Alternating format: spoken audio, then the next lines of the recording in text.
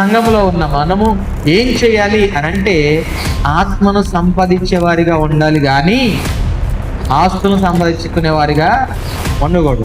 ఎందుకు ఆస్తులు సంపాదించుకోకూడదు అని బైబిల్ మనం అడిగితే సామెతల గ్రంథము 15వ అధ్యాయము 16వ వాక్యంలో, నెమ్మది లేకుండా విస్తారమైన ధనముండుట కంటే యెహోవా యందలి భయభక్తులతో కూడా కొంచెము కలిగి ఉండుట మేలు. ఏం సెలవిస్తుంది వాక్యం? నెమ్మది లేకుండా విస్తారమైన ధనం ఉండుట కంటే దేవుని యందలి భయభక్తులతో కూడా కొంచెం కలిగిన మేలట. కాదు కాదు, మేలు. దేవుని యందు భయభక్తులు కలిగి మనం ఉన్నాం, దేవుని యందు భక్తి కలిగి మనం ఉన్నాం, దేవుని యందు భయం కలిగి మనం ఉన్నాం. దేవుని మీద ఆధారపడి మనం బ్రతుకుతున్నప్పుడు, దేవునికి దగ్గరగా మనం జీవిస్తున్నప్పుడు మనకి కొద్దిగున్నా కానీ అది మనకు మేలట.